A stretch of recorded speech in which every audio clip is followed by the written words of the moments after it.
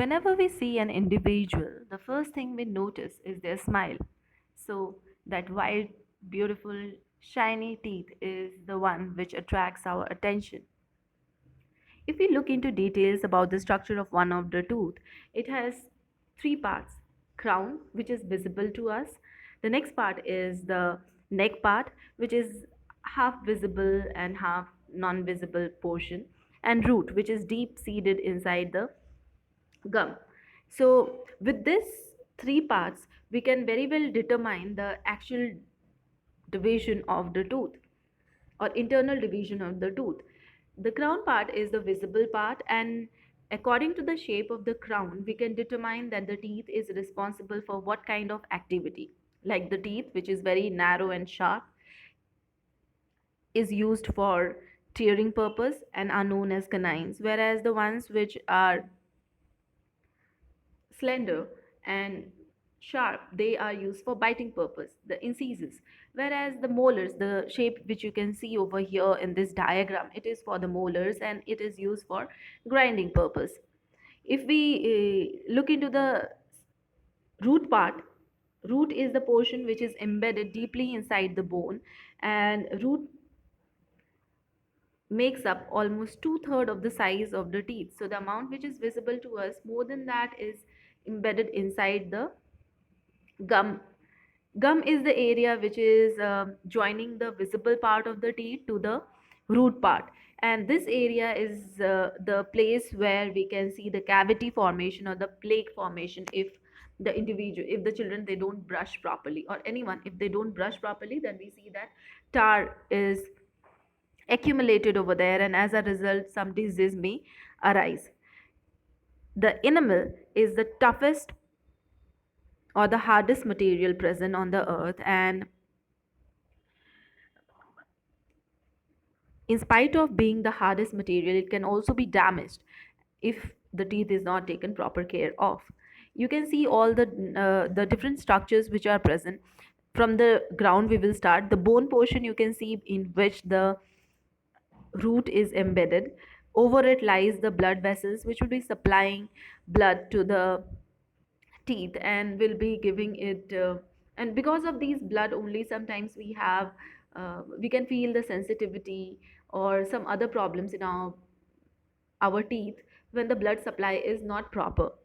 There is presence of cementum. Cementum is the area at which the joining of the teeth and the gum takes place. Root canal, from the base or from the root only the teeth has arisen, that's why it is known as the root canal.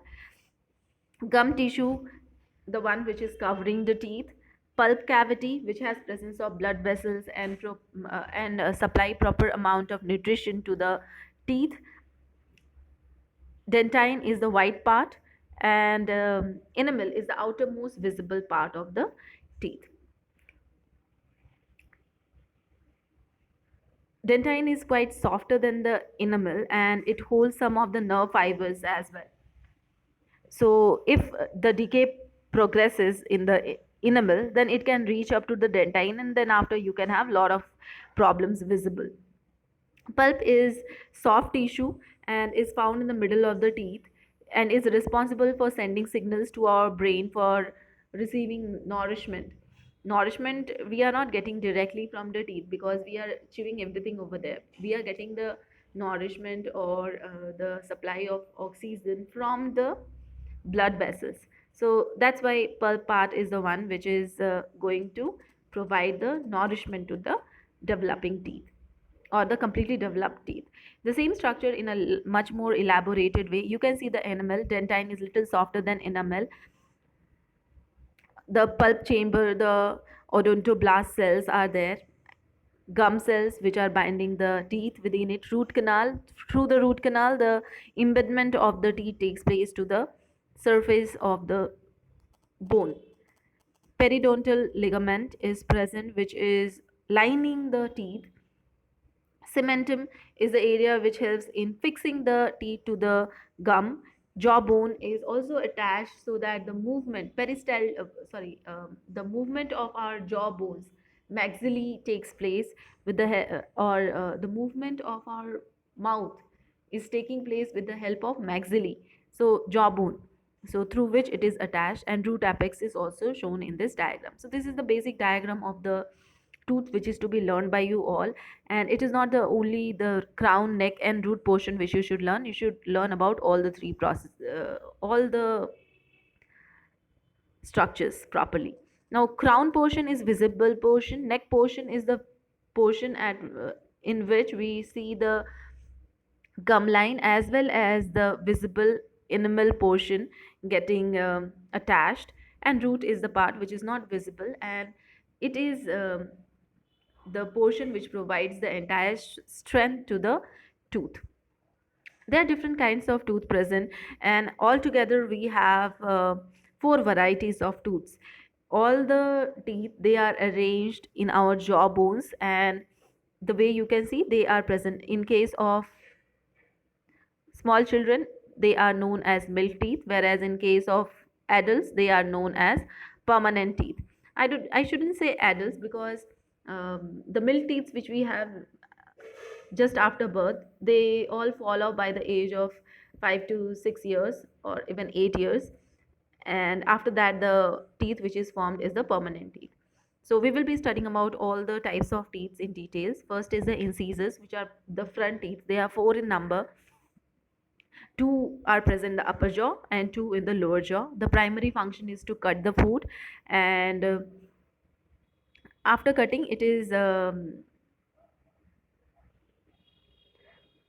that is the most important part, that incisors are helpful in cutting the food particles. Second is about the canines. They are also four in number, and they are useful in tearing the food particles. It can be, they have a single pointed cusp and a single root. They have the longest root for the teeth and are present in the corners of your mouth. The sharp ones, the premolars, these teeth are located behind the behind or adjacent to the canines and are designed to crush the food. There are 8 premolars in the oral cavity. There are 2 in each quadrant of the mouth. The one closest to the midline is the first premolar, and the one farthest from the midline is the second premolar. The teeth can have these teeth, they have 3 to 4 cusps. Cusps are the curvatures which are present in the enamel. So 3 to 4 curvatures are present in case of premolars. They have these are missing in case of the milk teeth. What about the molars? They have broader and flatter surfaces with around 4 to 5 cusps. They are the last, or they are present at the extreme jawline place. There are 12 molars in the permanent dentation with 3 in each quadrant of the mouth, and they are named starting with closest to the midline. So from the midline, the first molar, second molar, and the third molar is there in each of the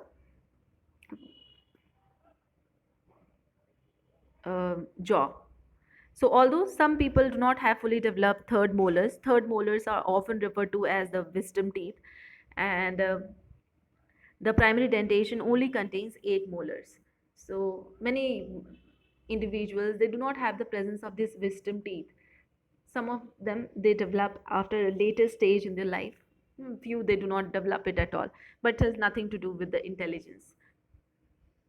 These are the different shapes of all the molars, premolars, canines, and incisors. You can very well see how do they look like.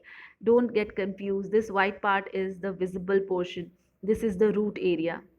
So you can see the longest root is present in incisors, then for canines, premolars, and molars. Even the structure, the molars have presence of 4 to 5 cusps, whereas premolars, you can see hardly 2 to 3 cusps are present. In canines, just one, and incisors, they look as if they are going to cut something like a nail cutter. So that kind of structure is there.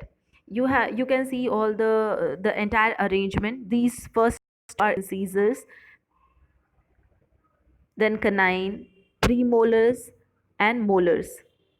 along with the last wisdom teeth. Wisdom teeth is something which may not be present in case of all the individuals, and this is actually the set of adult teeth. Adults have presence of 32 teeth, and this is the way they are arranged.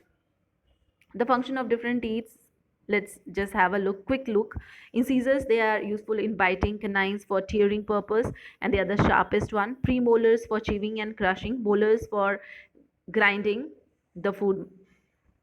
The dental formula for adult is 2123 by 2123. We are expressing it according to the jawline. And upper jaw, it's 2123. Lower jaw, it's 2123. 2 is number of incisors. 3, 1 is canine, 2 is premolars, and 3 is molars. So this is how the arrangement is there. And what is the meaning of dental formula? It means that how the teeth are arranged in the upper and lower jaw. The same is written here with some other little different style. I is incisors 2 by 2 in case of upper jaw.